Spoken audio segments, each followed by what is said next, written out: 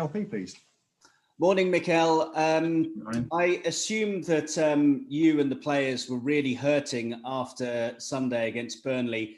Is that something you can tap into and use to motivate for this game against Southampton? Yes, but the motivation is that, and after the result that we had in the last few weeks, I've seen the desire and the attitude that the players showed in every game, regardless of the results, and I'm expecting exactly the same on Wednesday, just with a different outcome and winning that football match. I know that you said to me after the game on Sunday that it's small details that you're working on. How have you gone about trying to rectify them? Is the main problem just putting the ball in the net, as you said to me? Absolutely, yes. And how have you gone about trying to rectify that? Because you've got the talent, haven't you? Trying to practice more, being more accurate and building that confidence. But in order to do that, you have to score. It's not the same in training as the game. You need to get rid of that block and then things will flow better.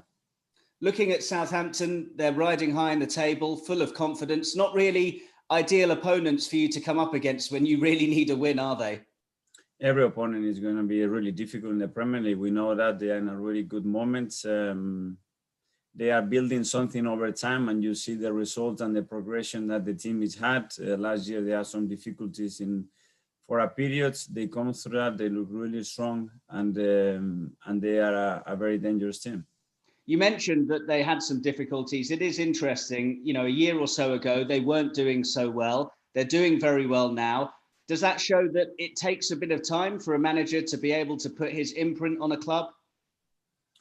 It does take time, but as well, I think it's very important to see the historic of that club, where they have been and the issues that they've been through. I don't like to compare with other clubs because I don't know what happened here. What I know, and we all knew when I took the job here, that this wasn't a quick fix at all. There were too many things here that have to be resolved, too many big decisions to make, a lot of changes that are happening that would have happened. And this takes time. Are we pleased with the results? Absolutely no. I'm the first one that is so angry and frustrated, because I think as well that we deserve much more than what we have at the moment, but it's our own fault. And we need to look for the future, but knowing that the present as well is really, really important at the moment. And just finally from me, on the game against Southampton, what are the main characteristics of the way that they play that will pose you the biggest dangers? Well, it's a really high pressing team. They are really aggressive, really committed team. They make it really hard for you to build the game up. They are really good in counter press. The moment they regain the ball, they have some really quick and fast players. And the link up play in the final thirds is it's really good. And it's a team that is very much alive. And you can see that the manager transmits that passion from the bench, and everybody's aggressive and they all go. They've been scoring goals, and we need to be aware of that. Thank you, Mikel. Thank you. Thanks, Mark. We'll move to Carve from Sky, please. Mikel, Edu backed you today, and of course yesterday Pep Guardiola backed you as well. Do you feel that the players are 100% behind you and united? My feeling is yes, but this is a question for them, obviously. Again, when I see their reaction and the way they try, it's not one bit that worries me. They are not trying their best, that's for sure. And in terms of Edu and Pep, obviously show their appreciation, because in good moments it's very easy. In difficult moments, when you have people like them giving you support, and probably two people that know very, very well what we've been through here, obviously it's much appreciated. I saw on television a couple of days ago, your game against Burnley was described as a relegation 6-pointer. Do you feel that Arsenal are in a relegation fight? I think the last time you started a season this badly, you ended up finishing 16th. Do you think you are in danger of relegation, or this is just a blip that you're going through at the moment? I want to think that we are in a blip, and the way we are losing the football matches makes me believe that. But we need to start to win, because if not, you start dropping on the table, and obviously it's not the situation that we want to be in. And of course, one of the issues has been discipline. I think since you became Arsenal manager, you had double the red cards of any other club. Is there anything you can do to stop this? I know you've spoken about it before and you've said you're going to speak to the players, but it must be very frustrating for you. Well, we had 6 red cards since I joined. Only 2 have been disciplined, Pepe and Granit. The rest, there were 2 late tackles, one with Eddie against Leicester, the other one against Palace, which it was over. And then there are 2 actions when a player is going through on goal and the defender is trying to prevent the goal. So they are not 6 disciplinary red cards. There are 2, and the 2 have been dealt with. Obviously, when the fans see the performances in the league table at the moment, they are hurting a lot. How much does this situation hurt you and the players personally? Well, me personally, I think more than anybody, because I'm the closest here. I feel more responsible than anybody else about the situation, and obviously because it's not what I want. Everything that we can say, at the end of the day, we have to show it on the pitch, getting the results. What I would like to tell the fans is that obviously we are trying and fighting together to put this right. It's the least that we can do. We know that it's not good enough, and we are doing everything we can to change it. And the final one from me, when things don't go wrong, people obviously look in the mirror and question themselves and what they're doing. Do you ever do that? Every single day.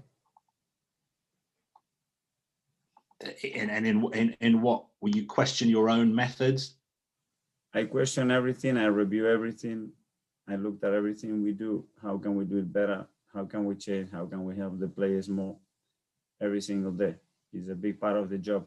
When things are not going well, when you are getting results, when things are not going well, but you are getting results, or the opposite way around too. And you're 100% confident that you can turn this situation around? Yes. Thanks, Carve. We'll move to George from the BBC, please. Thanks, Dan. Hello, Mikel. I just wondered if Granit has spoken to you after the red card. I know Nicholas apologised after the Leeds red card. Has Granit done the same to the team? Well, whatever happens internally, I'm sorry, but we cannot discuss. It's been resolved internally, and this is what I can say. Does he still have a future at Arsenal? He's had a few rocky moments over the years. Is this another one that he needs to come through? It has, and it's not the only one. There is a lot of players that have rocky moments. What I can say about Granit is his professionalism and his commitment with the club and with his team. It's maximal. He knows, and we all know that he had a moment where he's lost it. And I know the reason why. But what I cannot do is just throw everything that he's done away because he's made a mistake. We all make mistakes, and I'm here as well to protect the players when I see that that they deserve that. And for sure, Granit is one of them for the way that he approaches every training session, the way he wants to do things in the right way all the time, and the professional that he is. You said about it not being a quick fix. It sounds like the board agree with you. Is this something you've discussed about the problems that this club face? On Thursday, before looking for the future, you have to look at the past and the things that have happened, how you're going to move these things forward, the things that are working, the things that have to be changed. And we all knew the bumps were coming. I think I said it many times in this room. It's how we deal with them, how strong we are to get through them.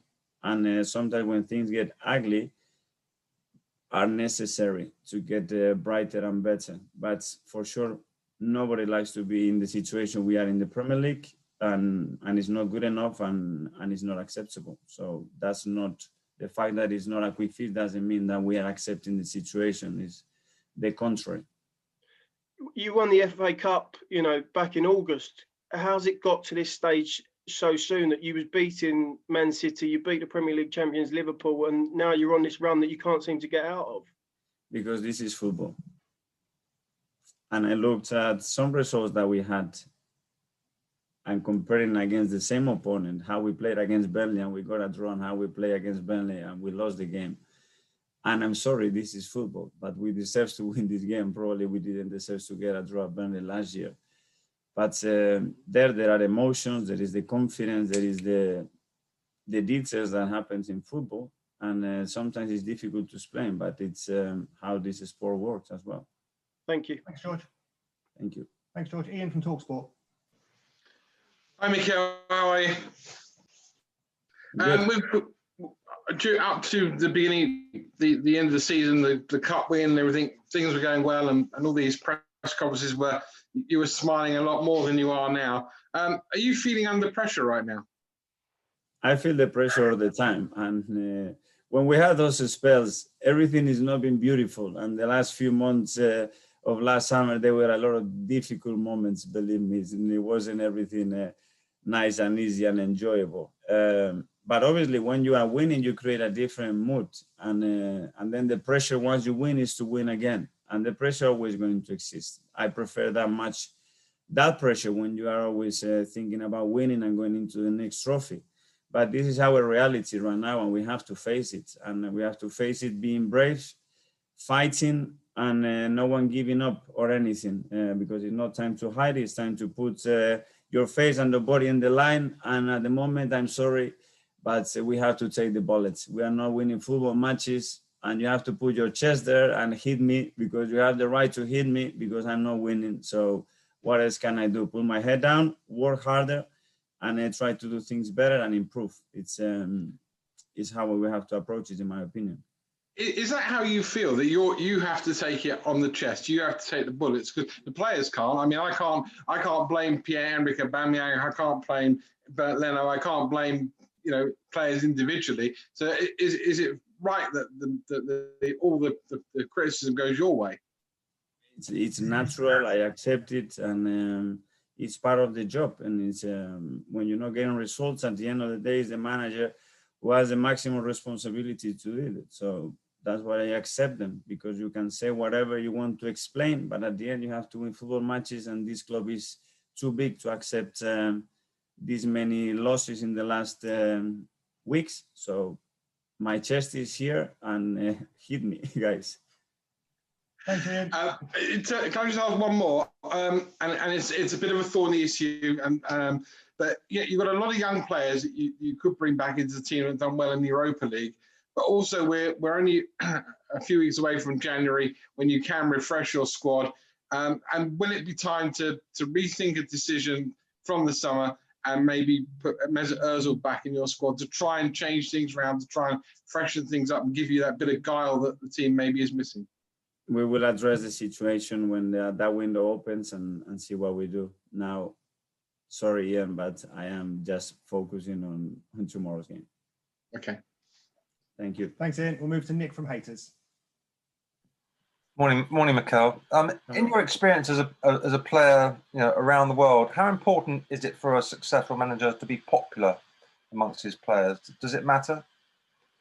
Sorry. Can you repeat the question? I was just saying, does it matter if a manager is popular or not amongst his squad? Do you have to be their friend, or what does that relationship? I wouldn't say you have to be a friend, but I think you need a level of chemistry and understanding and a relationship, because at the end, what you have to build, it has to be expressed by those players. They have to believe in what you are trying to transmit to them, and as well, they have to trust you as a man. And your word has to have a meaning when you speak to them. It's not really things they don't get into them. Are you aware of those reports that say there are some unhappy players? Obviously, Mesut and Socrates and players who have been sent out on loan. What do you make of those? Well, I said it many times. When you have the squad that we have at the moment for different circumstances, is impossible to have 31 happy players in the camp. It's absolutely impossible. I don't know any club in the world who has them. But obviously, when you lose again, these things are going to come out to try to put more pressure or be disruptive. I'm not interested in any of that. Okay. Just finally then, one player in the news today, Lucas Torreira, said to be coming back from Atletico Madrid. What's going on with him? Will he come back to the club or go out on loan again? We know Edu's been dealing with that situation. Again, when the market opens and we have the possibility to bring players in, get players out, whatever we have to do, we will discuss it. But he is coming back from Madrid, is he? I cannot comment on that anymore. Okay, cheers. Good luck. Cheers. Thanks, Nick. Thank we'll you. We'll now move to a 10:30 embargo tonight. First, Mark Irwin from The Sun.